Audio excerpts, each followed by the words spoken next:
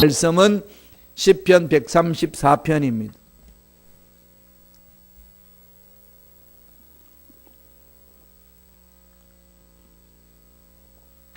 시편 134편 1절로 3절까지 말씀을 합독하시겠습니다. 시편 134편 1절로 3절입니다. 합독하십니다. 보라, 밤에 야훼의 성전에 서 있는 야훼의 종들아, 야훼를 송축하라. 성소를 향하여 너의 손을 들고 야훼를 송축하라.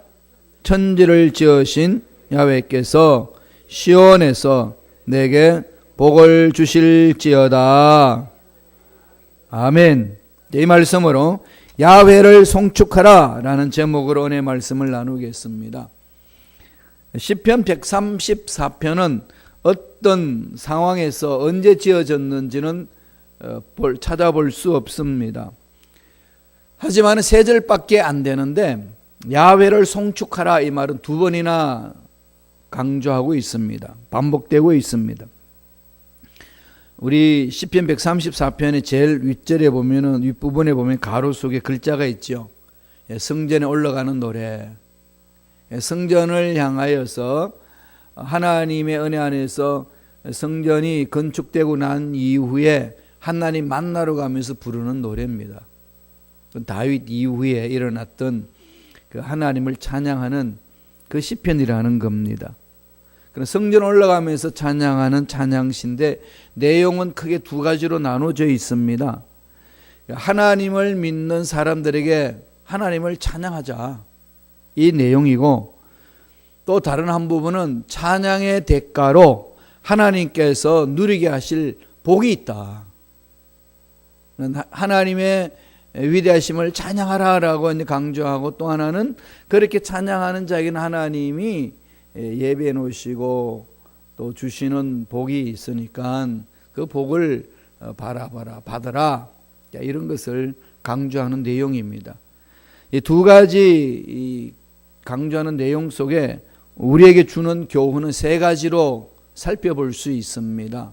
첫째로, 야훼를 송축하라 이 의미는 영적으로 깨어 찬양하라, 영적으로 깨어 있으라는 거죠. 근성을 하지 말고 영적으로 깨어 있으라. 영적으로 깨어 있으려면 어떻게 해야 돼요?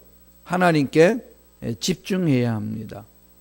모든 것이 하나님으로부터 나왔으니까 모든 문제의 답은 하나님 손에 있습니다라고 확신하고 가는 거죠.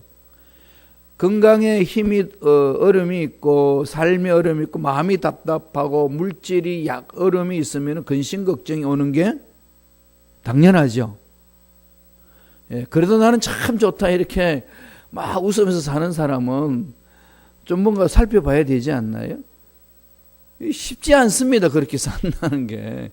근심 걱정거리가 앞에 꽉 막혀 있는데 막 웃으면서 사는 사람들은 정신병원에서 나왔든지 가야 될 사람이든지 이런 사람입니다. 근데 정신이 멀쩡하면서도 그럴 수 있는 사람이 있어요. 그럴 수 있는 사람은 어떤 사람이죠? 하나님이 책임져 주신다는 이 확신이 있는 사람들이에요. 어떤 환경이 어떤 문제 속에 던져져도 항상 기뻐할 수 있는 것은 하나님이 내 인생의 주인이시기 때문에 이 어려운 문제도 반드시 해결해 주십니다 라고 하는 고백감과 확신이 있는 사람만이 그렇게 할 수 있어요. 사도 바울이 로마 감옥에 있으면서 외치는 소리잖아요. 항상 기뻐하라. 어떻게 항상 기뻐합니까? 말이 되는 소리예요? 우리 삶을 돌아보면은 말이 안 되잖아요. 항상이에요. 항상. 이게 슬퍼할 때도 있고 괴로울 때도 있고 이런데 어떻게 항상 기뻐할 수 있느냐는 거죠. 그 근거는 이 세상에 있는 것들로 인하여 기뻐할 수 있는 게 아니라는 겁니다. 왜? 세상은 변하기 때문에. 나도 변하고 너도 변하고 사람들이 변하고 세상이 변하는데 어떻게 항상 기뻐합니까?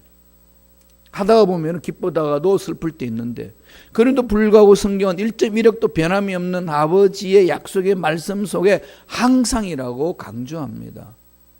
그럼 절대적인 거죠. 상대적이 아닙니다. 절대적입니다.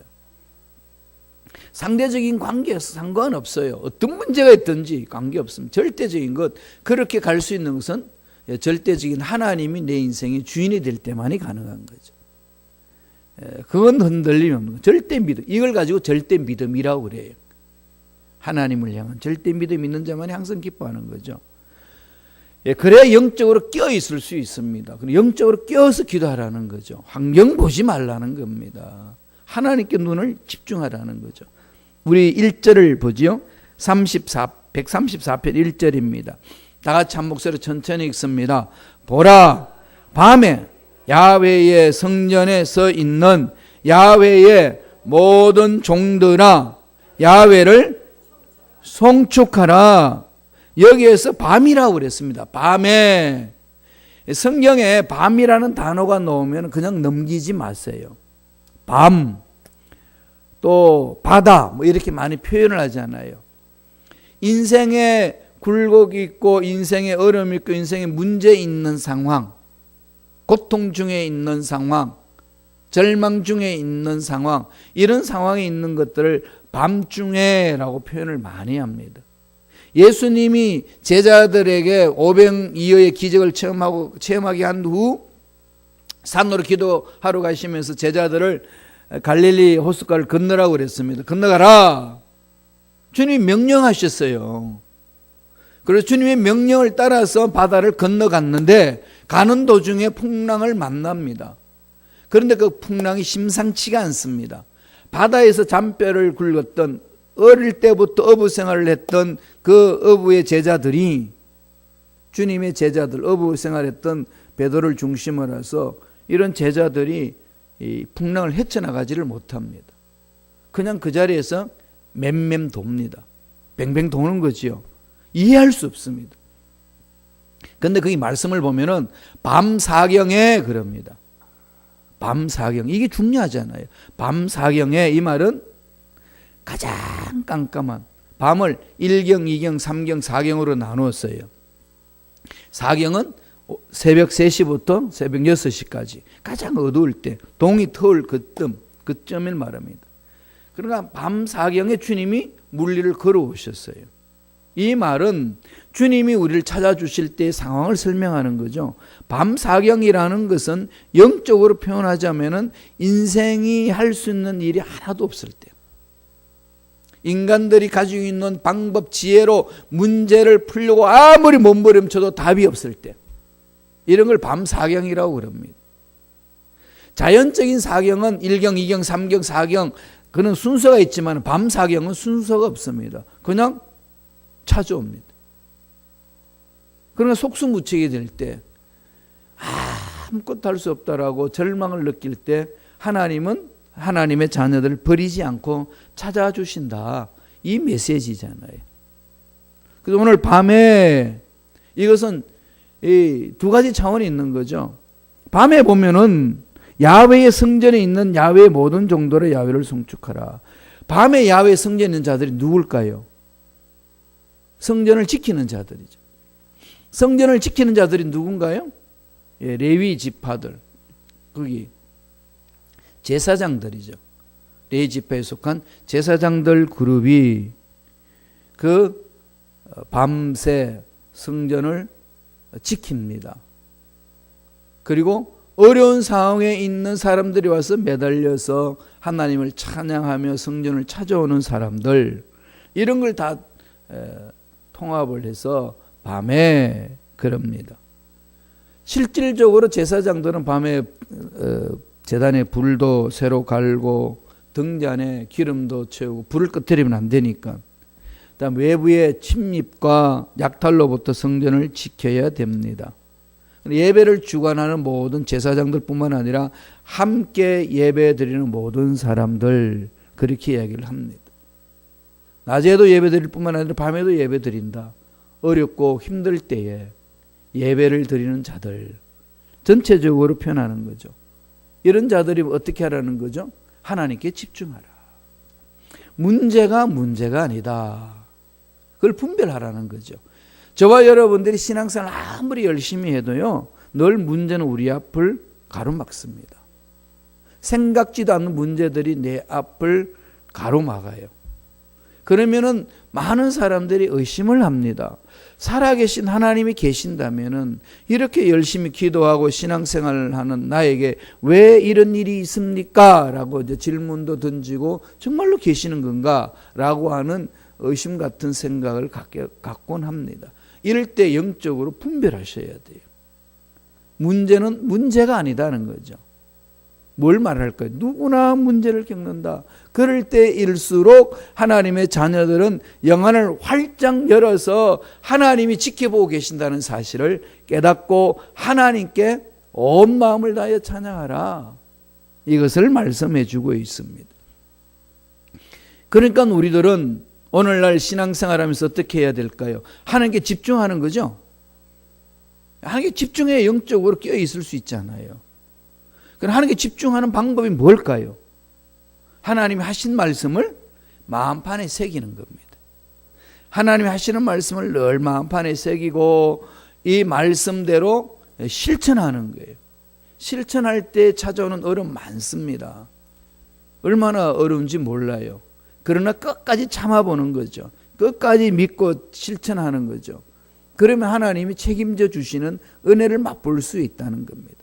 야훼를 송축하라. 그냥 막연히 입술만 열어서 하지 말고 영적으로 분별하라는 겁니다. 왜 문제 있느냐? 왜 어려움이 있느냐? 이런데 그냥 매몰당해가지고 하나님 찬양하는 것을 그냥 형식적으로 하고 멈추지 말라는 겁니다. 하나님은 그런 문제를 통해서 하실 일이 있기 때문에 하나님께 집중하라, 하나님께 충성하라, 하나님의 말씀을 마음판에 새기면서 실천하며 나아가라. 그것을 지금 강조하고 있는 그 말씀이라는 겁니다. 그게 첫 번째 뜻이고, 두 번째로는 야훼를 송축하라. 이 말은 영적으로 분별하면서 찬양할 뿐만 아니라 거룩함과 간절함으로 찬양하는 거죠. 거룩함과 간절함.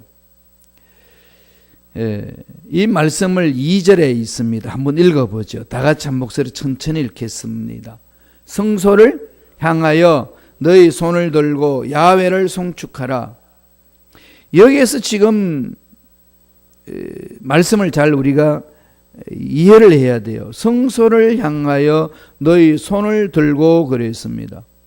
이 성소를 향하여, 이 성소란 게 뭘까요?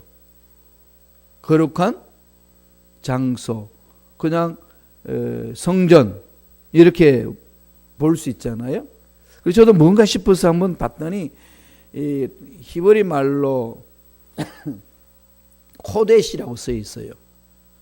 카데시가 말은 영어로 홀리거든요. 거룩하다.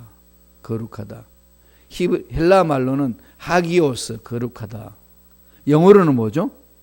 홀리. 한국말은 뭐죠? 거룩하다. 여러분이 4개국어를 동시에 다 배웠어요. 코데시. 코데시라는 말은 거룩하다. 거룩하다는 뜻이 뭐죠? 죄와 분리된 거다. 죄와 분리된 거다. 코데시라는 말은요, 거룩한 장소, 거룩한 물건, 거룩한 곳 이렇게 되어 있습니다. 성소를 향하여, 그러니까 to the holy place 이렇게 할 수도 있는데 그 원뜻을 또 살펴보면은 in holiness, 거룩함 속에서 이 의미가 있습니다. 거룩함 속에서 손을 들라. 손을 들란다는 건 에데켐인데, 손을 든다는 게 뭐죠? 전능하신 하나님을 높이는 거죠. 기도하고 찬양하는 자세 중에 하나가 손 들고 하잖아요. 그죠? 여러분 기도하다가 막 이렇게 막 손 들고 막 기도할 수도 있고, 찬양 중에 어떻게 하죠? 막 손 올라갈 때 있죠. 그래서 손 올라갈 때는 올리세요. 손 올라가면 걔네 사람 보면서 손 막 내려오고 그러는데 그러지 마세요. 이 성령께서 감동 중에 막 손 올라가잖아요. 그냥 막 올리다가 내리고 이러지 마시고 올리면서 찬양하고 그러는 거잖아요. 왜? 하나님 앞에 기뻐하는 모습, 하나님이 내 인생을 책임지시는 분이십니다, 이런 거거든요. 간절하게 부르짖는 모습입니다. 그러니까 이 말씀을 보면 성소를 향하여 너희 손을 들고, 이 말 자체가 거룩하게 해라. 죄악을 멀리해서 하나님 앞에 가까이 오라. 죄악을 품고 있지 마라. 그래서 형제가 제물을 들고 하나님 앞에 예배 드리고 올 때에, 예물을 드릴 때에 먼저 형제에게 잘못한 거 있으면은 그 형제에게 화해하고 예배를 드리라 그러죠. 그 대신 예물을 놔놓고 가라. 왜 가다가 마음 바뀔 수 있으니까. 예물 놔놓고 가서 그 형제에게 화해하고. 이 말은 무슨 말일까요? 마음속에 있는 죄악을 품고 있지 마라. 토해내라 이거죠. 토해내라. 근데 형제와 화해하는 일은요, 지혜롭게 잘 하셔야 돼요. 내 속마음은 시원하게 했다 이렇게 한다고 상대방 배려 없이 해버리면은요, 오히려 더 꼬이는 경향이 있습니다. 그때는 어떻게 하셔야 되죠? 기도하세요. 하나님 기회를 달라고. 형제와 형제 사이에 화해할 수 있는 기회를 달라고. 하나님이 아름답게 풀어주셔요. 늘 하나님께 기도하면서 가면 나가거든요. 그렇지 않고 상대방 준비도 안 돼 있는데 내 마음이 속 시원해진다고 말 툭 던지고 그 상대방의 반응이 없으면 난 했는데 뭐 나 할 거 다 했어 이러면서 또 관계가 깨지는 그런 경향이 있습니다. 이건 참 영적인 세계라 아주 미묘한 거죠. 아주 그냥 델리케이트합니다. 그렇기 때문에 먼저 깨어서 기도하면서 가까이 가는 거죠. 하나님 볼 때는 늘 마음속에 숨은 죄악을 토해내야 돼요. 회개하라는 겁니다. 회개하는 자는 늘 거룩해지지 않습니까? 그리고 손을 높이 든다 이 말은 하나님의 위대하심을 찬양한다. 하나님께 진정을 올려드립니다. 이걸 표현하는 거죠. 항복의 의미도 있잖아요. 두 손 듭니다. 근데 하나님 앞에 나와서 두 손 들고 오는 것은 내 방법, 내 계획 모든 거 다 포기하고 주님께 맡깁니다. 그래서 올리는 겁니다. 그러니까 성소를 향하여 손을 든다는 것은 거룩함 속에서 진정함으로 하나님을 찬양하라.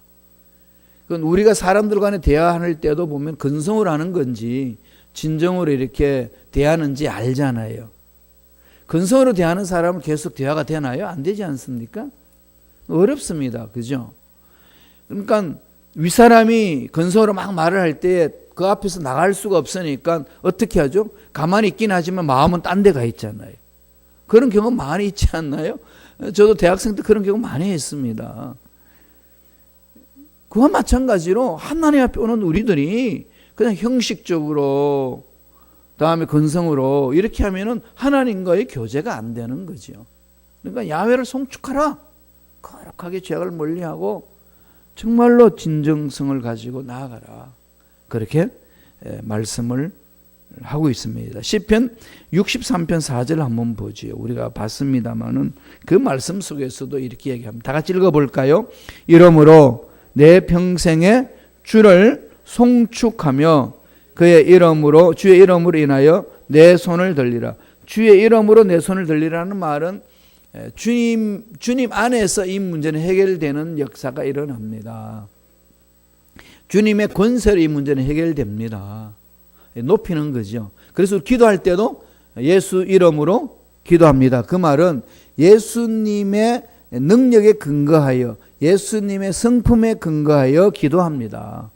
그러면 이 문제는 응답될 줄로 믿습니다. 이렇게 고백하는 것이 우리 제일 마지막에 예수님 이름으로 기도드립니다. 이렇게 하잖아요. 그러면 하나님은 그것을 받으시고 응답하시겠다고 약속을 하셨습니다. 성소를 향하여 손을 들고 하나님을 향한 간절한 마음을 가져라. 간절히 찾는 거죠. 손을 들고 찬양한다는 것은 그만큼 하나님 앞에 믿음의 결단을 한다는 것을 보여주고 있습니다. 이것은 입으로만 찬양하는 것이 아니라 마음으로 찬양하고 삶으로 찬양하는 거죠. 사도 바울은 이것을 로마서 12장 1절 2절에서 뭐라고 그럽니까? 너희 몸을 거룩한 산제사로 드리라. A living sacrifice라고 그랬습니다. 살아있는 제물. 구약시대의 제물은 죽여서 드립니다. 반죽해서 드린 게 아니라 완전히 죽여서 드려요. 왜? 반죽해서 드리면은 제사 드리는데 살아서 도망 나오면 안 되니까 각을 뜨잖아요. 짐승을. 각을 떠서 안에 온전히 바칩니다. 죽여서 제물을 드리는데 사도 바울은 신약에 와서 산 제물로 드리라고 했습니다. 우리 몸을. 그 말은 무슨 말일까요? 말로만 마음으로만 하지 말고 삶으로 표현해라. 삶으로. 일을 해도 가정에서도 생활해도 자녀 교육해도 사업을 해도 이 모든 것에 예배가 되게 하라는 거죠. 그러니까 모든 것이 하나님이 주관하신다는 의식을 가지고 삶을 살아내라는 겁니다. 그러니까 그만큼 믿음의 결단을 하라는 거죠. 야훼를 송축하라는 의미는 그런 것이 있습니다. 거룩함과 진실함 잊지 말라는 겁니다. 마지막 세 번째로, 이렇게 찬양하는 자들은 하나님 앞에 어떤 것이 있는지를 가르쳐 주는 것이 세 번째입니다. 받을 복을 기대하며 찬양하라는 거죠. 야훼를 송축하라 이 말은 하나님이 예비해 놓으신 복을, 그 주시는 복을 기대하면서 찬양하는 거예요. 머릿속에 그리세요. 물질의 문제, 사업의 문제, 앞날의 문제, 자녀의 문제, 안 되는 것만 머릿속에 잔뜩 가지고 찡그리지 마시고, 이렇게 막 사업이 잘 되는 것, 자녀들이 잘 풀어지는 것, 내 육체가 건강해지는 모습, 이런 것들을 마음속에 막 그리고 기대하면서 찬양하라는 겁니다. 이게 시편 134편 3절에서 말합니다. 다 같이 읽어볼까요? 한 목소리로 천천히 읽겠습니다. 시편 134편 3절입니다. 천지를 지으신 야훼께서 시온에서 내게 복을 주실지어다. 천지를 지으신 야훼께서 시온에서 내게 뭘 주신다는 거죠? 복을 주실지어다. 벌을 주시는 게 아니에요. 무슨 복을 주죠? 하나님이 예비하신 분. 어떤 분이요? 천지를 지으신 야훼. 천지를, 우주 만물을 창조하신 분이고, 야훼라는 말은 스스로 계시는 분이잖아요. 스스로 계시면서 우주 만물을 창조하시고 우주 만물을 창조하신 모든 세계를 우리에게 다스리라고 주신 그 하나님께서 어디에서 복을 주시죠? 시온에서. 시온이 뭔가요? 예루살렘 성, 예루살렘의 성전, 하나님 임재하는 그곳, 오늘 말하면 교회 공동체, 예수 이름으로 모인 그곳에서 하나님이 임재하여 주셔서 만나 주시고 복을 주신다, 이것을 강조하고 있습니다. 그러니까 교회는 뭐가 있는 곳이죠? 복이 있는 곳이에요. 무슨 복이요? 하나님이 예배하신 복이 있습니다. 그러니까 복을 막 기대하세요. 그리고 하나님 앞에 복을 기대하고 그 복을 받은다면 어떻게 해야 되죠? 하나님께 물어봐야 되잖아요. 늘 하나님께 묻는 삶이라고 그랬으니까. 하나님이 왜 나 이런 복을 주셨나요? 왜 이런 건강의 복을 주셨나요? 왜 이런 물질을 주셨나요? 물어보는 거죠. 야, 그 돈 네 돈 아니다. 누구 줘라. 이럴 수 있잖아요. 이거 안 물어보려고 그래요. 왜? 돈 다 가져갈까 봐. 하나님이 뭐가 필요해서 가져가시겠어요? 하나님이 다른 사람 주라 그러면은 뜻이 있는 것 아니겠어요? 그러면 나는요, 내가 채워줄게. 30배, 60배, 100배, 1000배, 만배의 복이 넘쳐날 줄로 믿습니다. 이런 걸 기대하는 거예요, 이런 걸. 이게 예수 믿는 사람들의 삶이에요. 그래서 죽어가는 영혼들을 살려내고, 야, 너도 나처럼 야훼 하나님을 찬양해봐. 이런 복이 있어. 말해주고, 예수 믿다가 실족한 사람들 왜 넘어졌냐? 인내하자. 같이 가보자. 하나님은 나에게 이렇게 주셨다. 보지 않느냐? 이런 걸 이렇게 보여주면서 나눠주고, 그리고 우리들끼리는 어떻게 하죠? 하나님 예배하신 복이 더 넘쳐날 줄로 믿습니다. 천지를 창조하신 하나님 못하실 일이 없잖아요. 자꾸 하나님의 능력을 자기 머릿속에 가둬놓지 마세요. 찬양의 주제는 어디에 있죠? 전능하신 하나님입니다. 하나님 한 분만 있으면 되는 거 아니에요? 그죠? 하나님 한 분만 있으면 됩니다. 오늘날 여러분 여행 다니고 어디 가고 이러면은 딱 하나만 있으면 돼요. 뭐가 있으면 되죠? 크레디트 카드 하나만 있으면 되지. 크레디트 카드 속에 돈이 가득 들어 있으면은 그거만 하나만 있으면 다 뭐 그냥, 그죠? 이 돈 저 돈 안 가도 돼요. 그냥 이렇게 크레디트 카드 쫙 긁으면 거기에서 다 계산해 주니까. 물론 크레디트 카드가 불신하면 못하지만은, 그러나 거기 크레디트 카드에 돈이 가득 들어 있으면은 전 세계 어디를 들고 다녀도 다 이렇게 해결하고 오잖아요. 마찬가지입니다. 전능하신 하나님이 계시면은, 그분 한 분만 계시면은 건강의 문제, 물질의 문제, 자녀의 문제, 사업의 문제, 직장의 문제, 교회의 문제, 앞날의 문제, 민족의 문제 다 해결되는 역사가 일어날 줄로 믿습니다. 그걸 찬양하라는 거죠. 전능하신 하나님께 처음에 말씀드렸듯이 집중하고 찬양하는 겁니다. 천지를 지으신 야훼께서 시온에서 복을 주신다. 하나님이 임재하는 그곳에서 복을 주신다. 따라서 저와 여러분은 하나님이 임재하는 곳으로 자꾸 몰려들어야 돼요. 말씀하셨어요. 주님은 내 이름으로 두세 사람 이상으로 모인 곳에 나도 그들 중에 있겠노라. 함께 하겠다는 것 아니겠습니까? 약속을 말씀을 믿고 꾸역꾸역 힘들어도 교회 찾아오는 거죠. 그죠? 꾸역꾸역 찾아오는 겁니다. 교회 와서 성경 공부할 때 조라도 찾아오고 예배 드릴 때 조라도 찾아오고 그냥 와가지고 여기서 잘지라도 숙박비 안 받으니까 찾아와서 자꾸 이렇게 모이는 겁니다. 그 속에 하나님의 임재가 있어요. 하나님의 임재는 신비롭습니다. 인간의 상상을 초월하는 그 능력이 임재 속에 있지 않습니까? 그 속에 뭐가 있다고 그랬습니까? 예비하신 복이 있다는 겁니다. 이 복을 왜 놓칩니까? 차지하세요. 그래서 주일날을 거룩하게 하나님 주신 것은 그날을 복되게 하셨기 때문에 그날은요 집중하여 예배 드리셔야 돼요. 하나님이 예비해 주신 복을 받아야 돼요. 천국은 침노하는 자의 것입니다. 문제 때문에 주저앉고 사람 관계 때문에 주저앉고 힘들다고 주저앉고 이러면 안 돼요. 함께 매달리세요. 울며 불며 매달려야 됩니다.